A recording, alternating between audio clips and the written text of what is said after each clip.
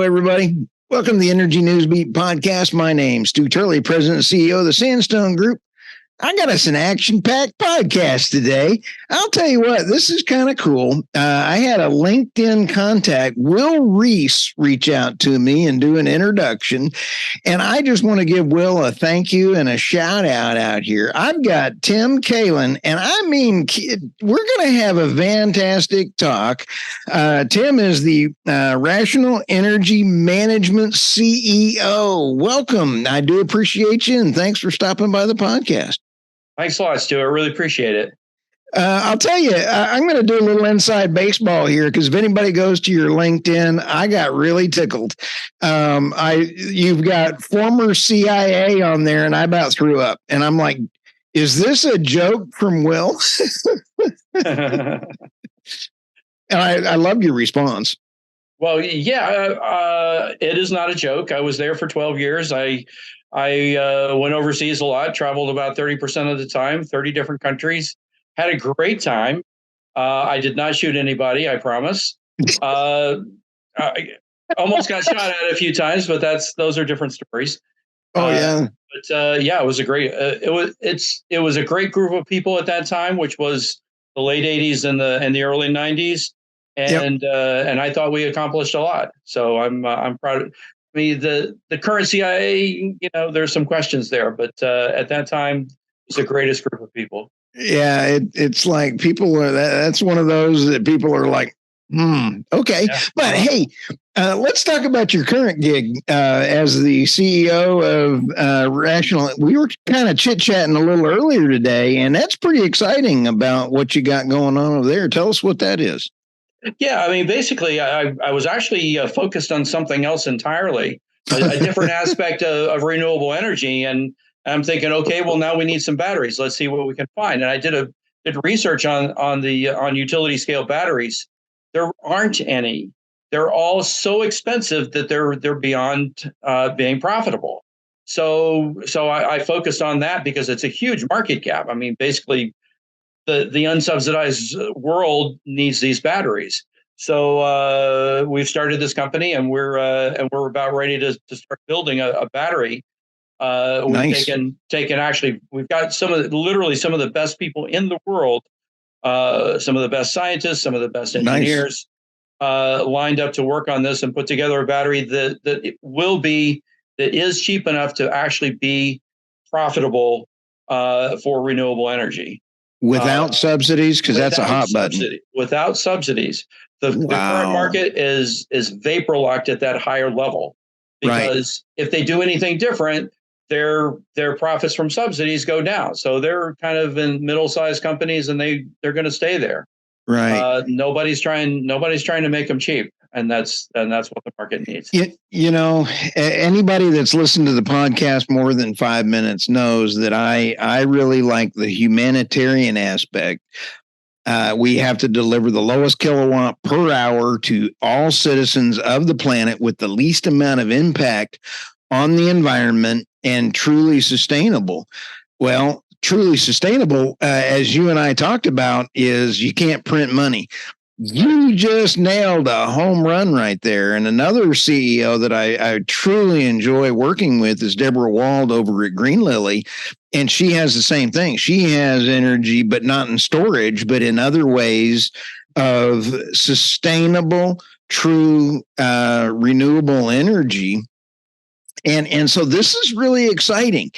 Now, as we also talked, I really enjoyed my time visiting with the Freyr Battery folks out of Norway, and they hit my number one gig, and that was renewable energy. I mean, the energy storage has to be recyclable.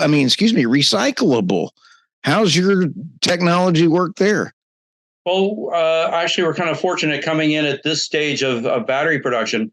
We went all the way back to the 1980s to pick a chemistry. It's actually the iron flow chemistry, and it's completely, environmentally friendly. I mean, if you spill some of the fluid on the ground, it kind of makes a good fertilizer, but that's about it. No way. Yeah, I keep joking with my CTO that I'm going to, as a demonstration, I'm going to give him a cup and have him drink it, but he hasn't quite warmed up to that yet.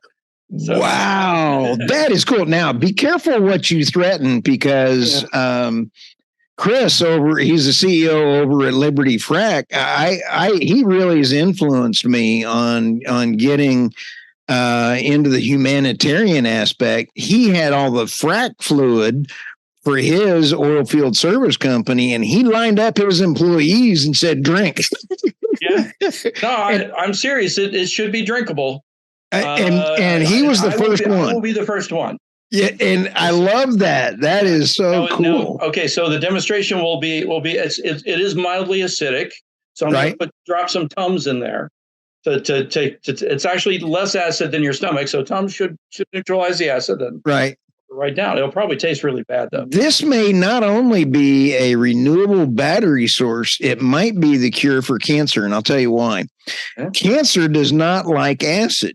So if you drink a lot of, I learned that from one of my other clients, and that is if you drink a lot of tomato juice and acid, cancer hates an acidic body. So I think this might be something really cool. We're on to. Now don't be saying that. I don't want people lining up poking holes in my batteries. That's only a rumor now. We got it's a rumor, and on the down low. Yeah, you first.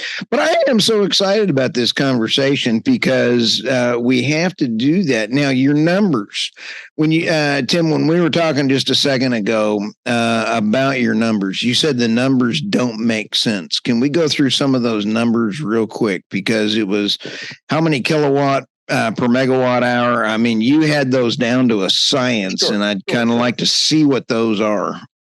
And believe me, I've analyzed this 50 million ways because, part of what I did with the agency was build analytical systems. So I'm pretty good at analysis. Nice. But the fact that stands out with this kind of a battery with a lifetime of 30 years and at the cost structure that I'm talking about, it raises the wholesale price of energy from 3 cents to maybe 4 cents, which is well within the normal day-to-day fluctuations of energy prices. Right. If you want to use a standard lithium battery, and when I priced it, it was $400 a kilowatt hour, and a lifetime of say 8 years, that raises the price of that kilowatt hour from 3 cents to 31 cents, and which is obviously not affordable. I mean, nobody can pay that. Nobody wants to pay that. No, and when you sit back and you take a look at energy lost and then cyclage, when the grid's sitting there and you lose energy on the way in, you lose energy on the way out, and then how long is it good for? How's the density on your battery solution? Because do you got to build it big? I mean, is it a kilowatt per foot?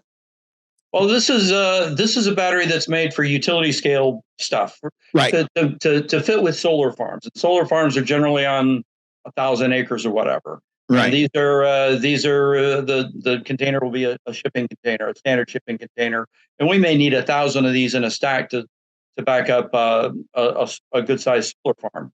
But I mean, a solar farm isn't very space efficient to begin with. These are not space efficient batteries. They're not going to go in your car. They're not going to be. You're not even going to pull it behind a truck. They're very heavy. They're going to weigh probably 30 pounds or 30 tons with all the fluid in them. But we don't care about that because we've got lots of space. If we're putting them next to a solar farm, I mean, we're taking up maybe 1% of their space. So space is not really a problem. Reclamation is something that has now just hit the oil and gas industry. Sure. And, trying to go take care of the orphan wells. And with the running away from wind farms, reclamation is really becoming, there was an article in, I think it was Bloomberg last week, where the farmers are not really digging the wind farms because after the 25-year contract, who's going to take these beasts down? Right. And it's about $350,000 just to take one down. And I mean, you look at the concrete footprint and everything else. So I'm assuming that based on this recyclable type structure, your reclamation costs are going to be a lot less. Yeah, thinking about the ingredients to this, it's basically iron and chlorine. If you happen to dump it on the ground, it would just kind of go away. You've got a steel structure for the shipping container, which you can recycle. The electrode is primarily carbon, graphite based, so you can certainly recycle that. Grind it up and reform it if you want. There's not a lot else to it. There's some. It's not PVC, but a more advanced form of PVC is all the plumbing in it. Wow. Really, probably 99% of this could be recycled just in bulk, and the rest of it, I don't. Well, some electronics in there and some cables. Oh, sure, but it's not like recycling of the solar farm itself. Right. Yeah, it's not nearly that big a problem. No, plus they're in containers. You can just haul them away. Haul to your recycling place. Right. And so when you take a look, boy, you hit the big one on the thing, because you gotta love ERCOT in Texas. When all those people died and then they had the grid fail, and they could have used more storage as long as it was sustainable. You didn't print money. Let's go through that checklist again, but. This is pretty darn cool. Now you've got also George McMillan and tell us what your event is coming up on November 9th. Is that right? Yep, November 9th, Thursday, November 9th. It's at the Penn Club in New York City. Nice. Starts at 6:00. You mentioned Will Reese, who's our Shell exec. Nice. Covering the oil and gas. George McMillan is a researcher into geopolitical frameworks, and he knows he sees things other people don't see in the maneuverings between Russia and China, and how energy is going to be redirected in all kinds of different directions. Isn't that fun? I can't wait to talk to him. Yeah, he's a brilliant guy. Yeah, if he will say something that you will completely not understand, but if you can ask a tiny question out of him and pull on a thread, then he becomes perfectly understandable and fascinating, because he knows. He's been to all these countries. He's seen things firsthand, and he just knows what's happening. Wow. Well, like for example, not too many people are talking about it yet, but what we're saying is Russia redirecting pipelines into China, and that'll go to India, and from Iran to India. That's going to be a separate market. The market is going to bifurcate. Right. And the petrodollar is not going to be allowed in that market. And we're actually writing a white paper on this as well to accompany the panel event. And fantastic. What we're speculating is the place to be in energy will be in India, because it'll have a foot in both worlds, and you'll be able to do arbitrage in energy between two markets, if you think about it. But lots of opportunity there, lots of turmoil and lots of chaos. But if you're energy minded, you can make a lot of money out of that. Well, I've already just thought of about 15 different things for our conversation. When we sit back and take a look at all of the geopolitical stuff that I've been chewing on, I cannot wait to visit with him on a podcast. Sure. It's like last week, nobody was talking about the Leviathan field in the Mediterranean for natural gas. Mm-hmm. And I started bringing it up on my podcast during the week, and sure enough, they just shut it down, and there's no gas coming out. The gas coming out of that is Israel's that goes to Egypt, and that's about 20% of the power that's in Egypt's energy market, and it's the only way that.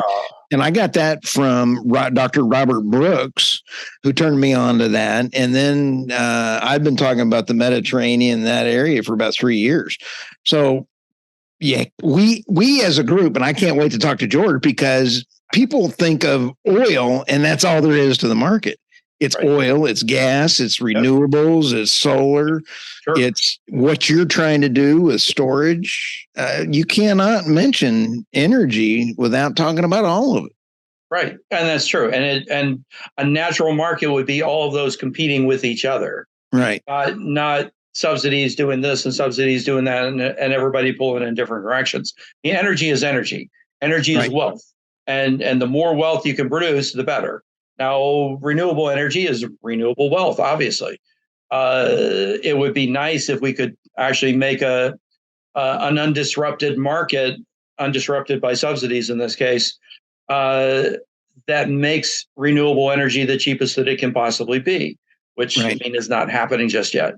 Now, solar cells have gone from like $20 a watt down to 15 cents, but yet still the installation still costs 10 times that, or 20 times that, or 30 times that. It's like, well, Yeah. why? I mean, why hasn't anybody invested in that?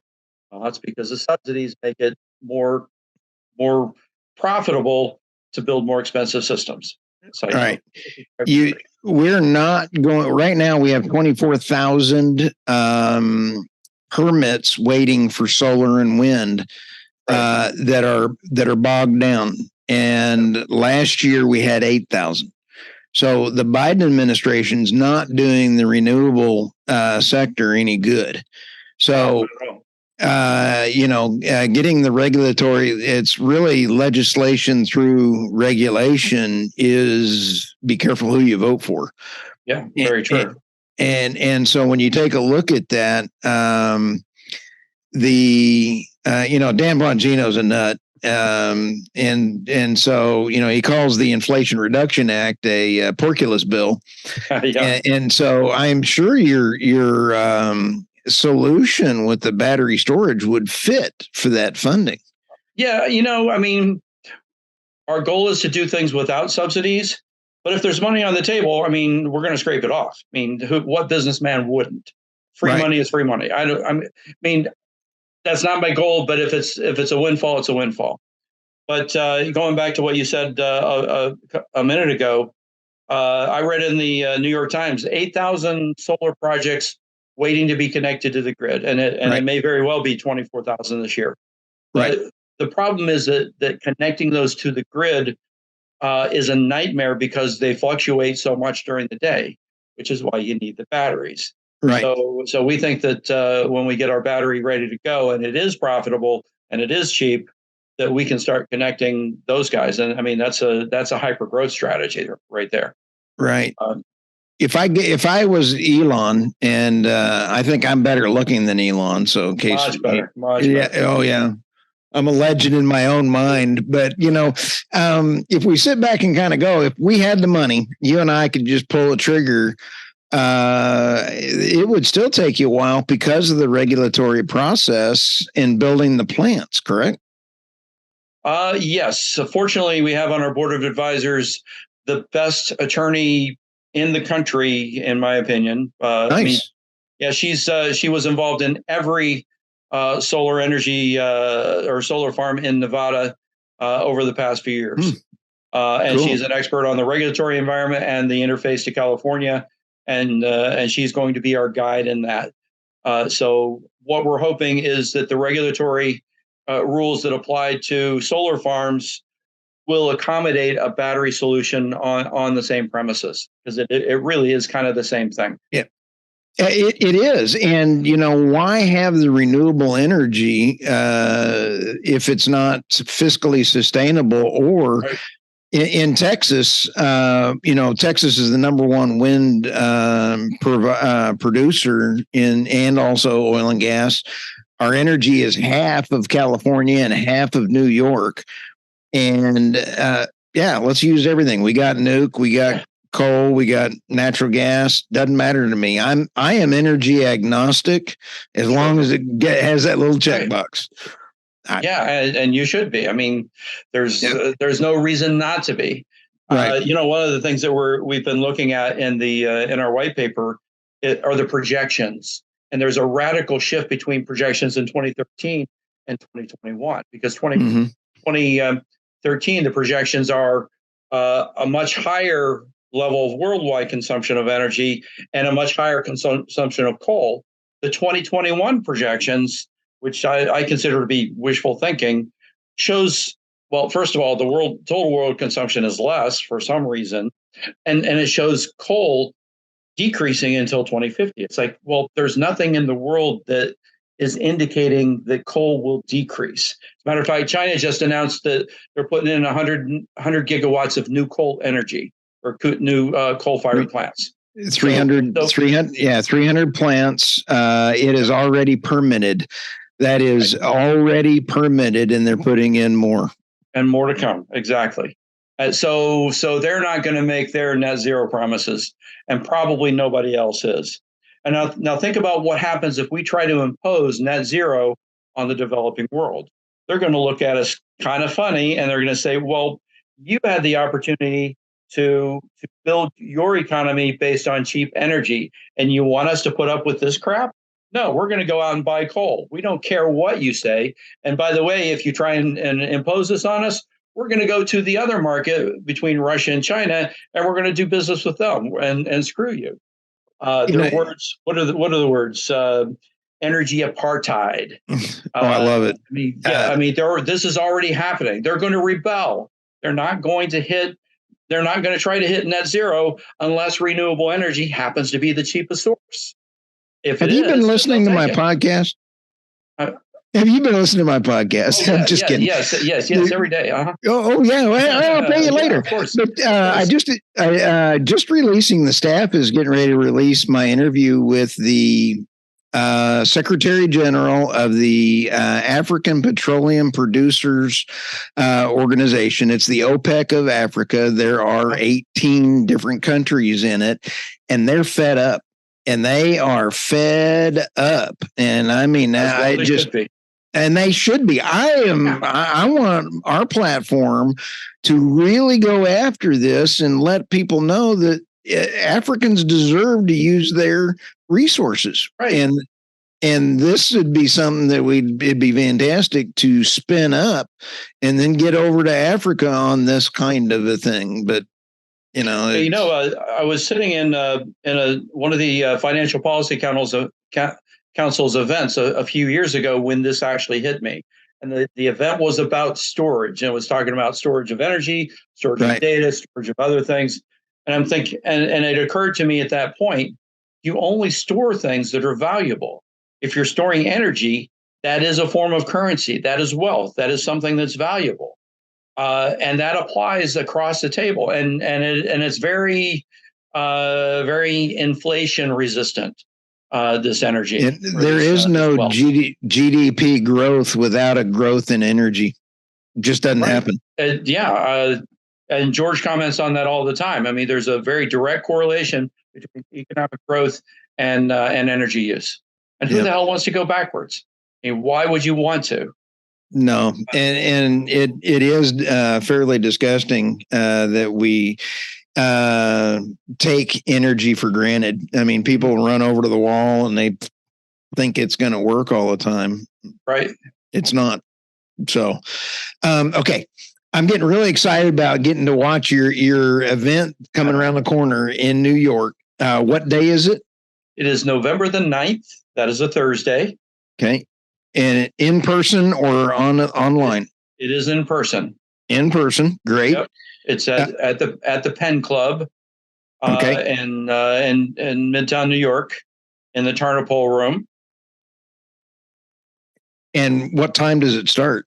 It starts at 6:00 for networking, and 7:00 is the actual panel event. You know what? We ought to do a live podcast right beforehand to tee it up. We could do that. Sure. Yeah, that'd be kind of fun. No problem doing that. We could do that from on site. The Penn Club has really nice conference rooms, and we've done that before. I actually did a podcast a couple of events ago down in one of the conference rooms. We can get Ziad in there, and knock the hell out of it. Oh, I think it'd be fantastic. Let's get that on the books. And if anybody is going to register, I'll have the link that you sent me to hop into that. Is that okay? Yes, that should be fine. All right. That is it. Okay, fantastic. Well, thank you so much. And I cannot wait to get this. I'm going to have the staff run this out as soon as we can and see if we can get that in there. And I just can't wait to visit with you and George and everybody else again, because quite honestly, you're hitting all the hot buttons. And, give Will a shout out. I'm going to give him a shout out. And I can't wait to have him on the podcast as well, too. So sounds great. Hey, thanks. We'll talk to you soon. All right. Thanks a lot, Stu. My pleasure.